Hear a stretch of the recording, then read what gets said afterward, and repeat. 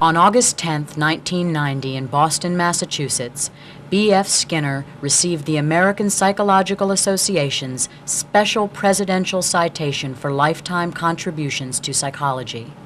On this occasion, he delivered the keynote address for the 98th Annual Convention of the APA. This association has always been very good to me. I went to my first meeting in 1932. Most of you were not yet born, I suppose. My paper was on schedules of reinforcement, believe it or not, and it was at the very end of the program, and almost everyone had gone home, but one person who stayed was Richard M. Elliott, who 4 years later gave me my first job at the University of Minnesota. Later, the association provided space for a conference on the experimental analysis of behavior that some of my friends and I had organized, and that became, of course, Division 25. Somewhere along the line, I also received your Distinguished Scientific Contribution Award, and now this, probably the greatest honor in my life. I am extremely grateful. It has been suggested that I might make a few remarks in return.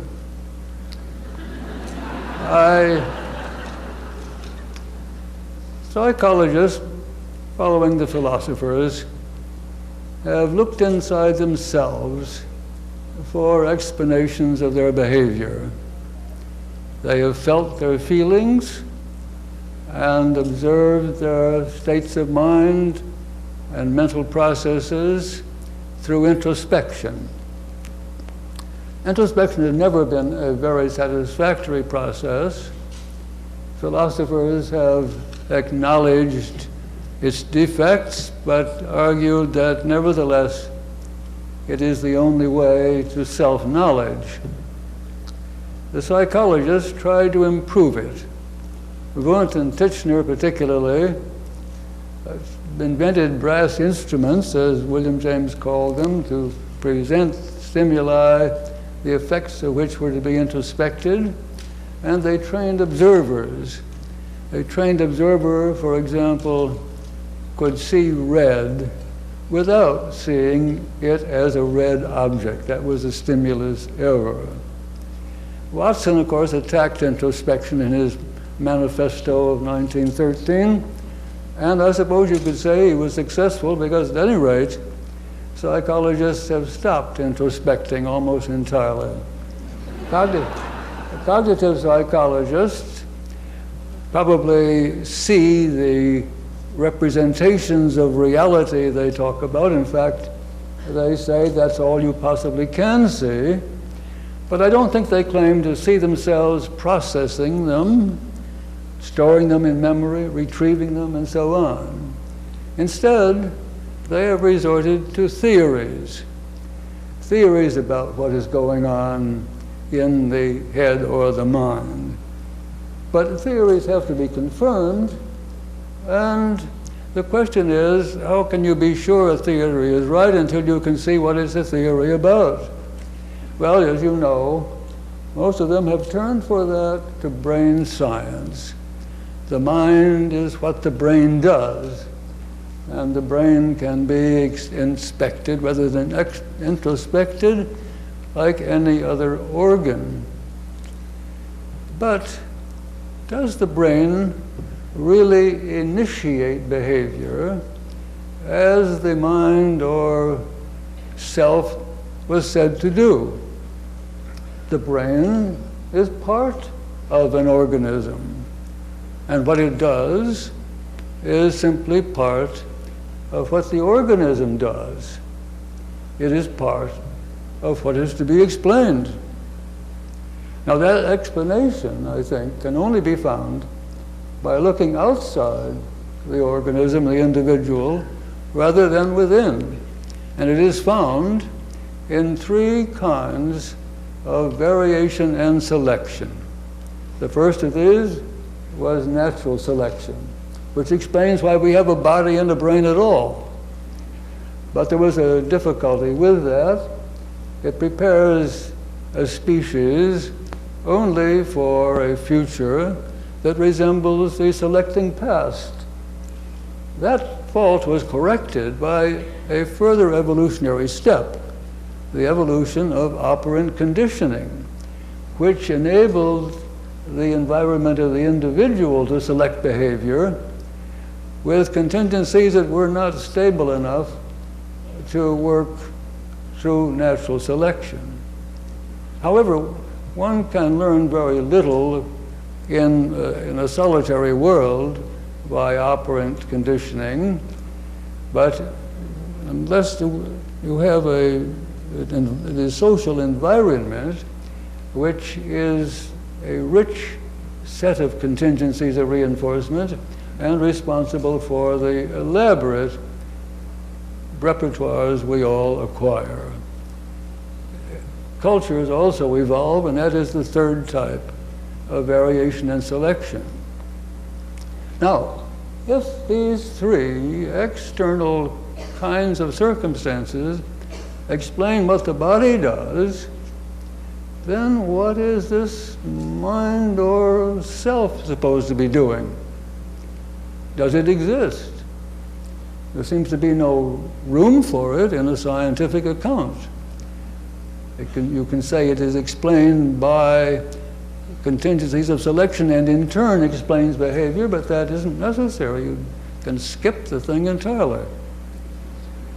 Well, let's start again, and we'll start a long way off.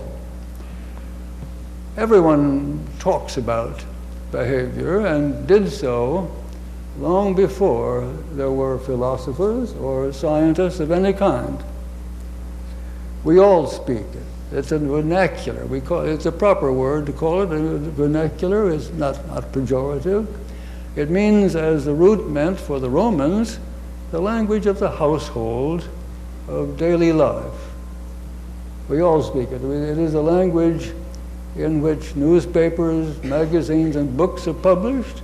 It's the language of radio, television. When they are talking about the individual, it is a language used by psychologists, sociologists, anthropologists, political scientists, and economists, all the behavioral sciences.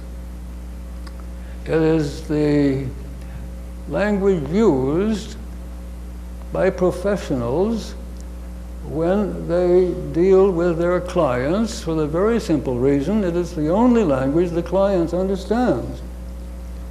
Now, there's a very curious thing about that language. The vernacular refers very richly to feelings and states of mind, so that there is some reason to suspect that we are back with what psychologists have been looking for. However, if you examine the terms in the vernacular, you find that each one has a double meaning. I say, I'm hungry, and I think I'll get something to eat. Now, what am I saying? Am I mentioning a feeling, hunger, and am I talking about some cognitive process called thinking, or am I conveying to someone something about my personal history? To say I am hungry is to say, among other things, I haven't eaten for some time. To say I am hungry, among other things, says, if you give me some food, I'll probably eat it. The terms in the vernacular which seem to refer to feelings and states of mind are really talking about contingencies of reinforcement, about the world and about its effect on people. 3 years ago, I published a paper in the American Psychologist. I've had too great a share of that journal, I'm afraid. But it was called The Origins of Cognitive Thought.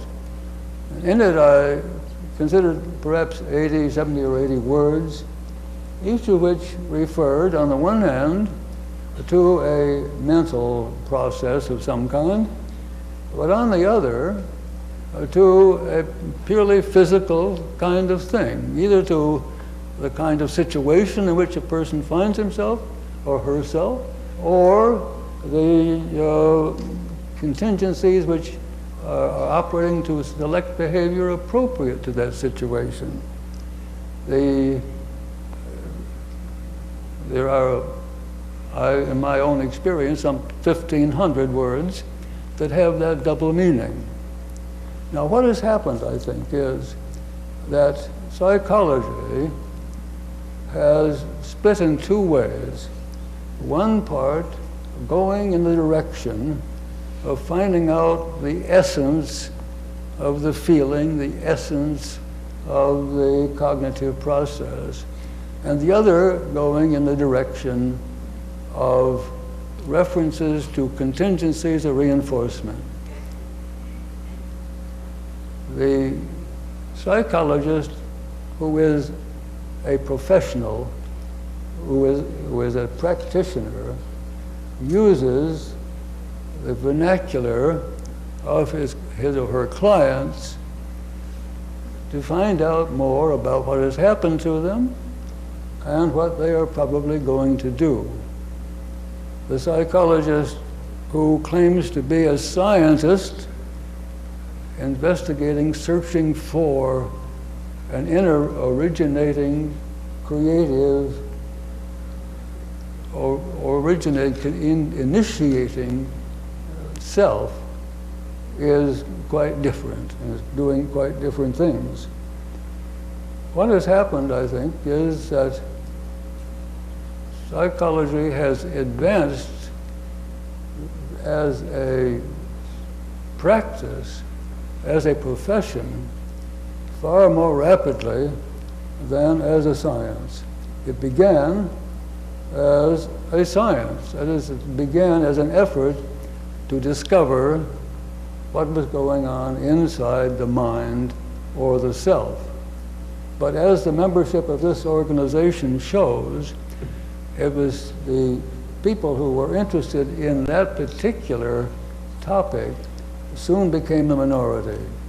They were not only replaced by the professionals, but by psychologists who didn't care too much about what was going on inside, but were interested in behavior, not necessarily as behaviorists, in teaching, clinical psychology, developmental psychology, and so on. And those became important sciences quite apart from an effort to isolate an originating mind or self. The whole notion of selection by consequences seems extremely difficult to understand. We've seen what has happened in evolution. It is still true that biology cannot be properly taught in America because those who call themselves creationists or creation scientists oppose it as some kind of threat. If I say that psychologists, in searching for this inner self or mind, have wasted their time, you may feel that I am being arrogant. If I say that the philosophers who, over the centuries, have tried to discover themselves in that sense, that I am being arrogant. But I would call your attention to the fact that equally or even more brilliant men and women over a much longer period of time have been trying to establish the existence of and the nature of a different creator, in this case spelled with a capital C. Now, that is a very great problem.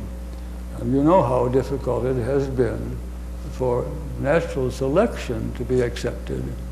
Imagine how difficult it is going to be for the individual selection by consequences of operant behavior, or the other in evolution of cultures and the other kinds of selection which take over the role of a creative self or mind. So far as I'm concerned, cognitive science is the creationism of psychology. It is an effort to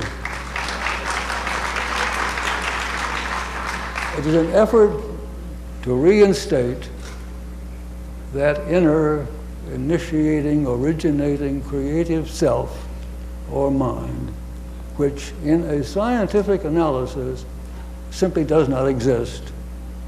I think this association has been through a recent trial just because of this difference. It has, as you know, suffered a kind of secession by cognitive psychologists who are unhappy when they associate with so many practitioners. And I would regard it not as a secession, but as an improvement. I think it is time for psychology as a profession and as a science in such fields as psychotherapy, education, developmental psychology, and all the rest.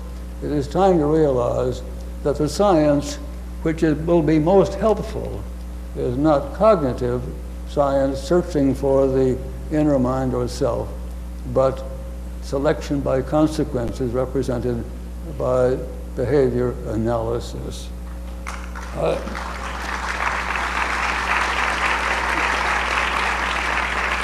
Looking back on my life, 62 years as a psychologist, I would say that what I have tried to do, what I've been doing, is to make that point clear, to show how selection by consequences in the individual can be demonstrated in the laboratory with animals and with human subjects, and to show the implications of that for the world at large in not only the profession of psychology, but in consideration of what is going to happen to the world unless some very vital changes are made. Any evidence that I have been successful in that is what I should like to be remembered by. Once again, thank you for this award and for your attention.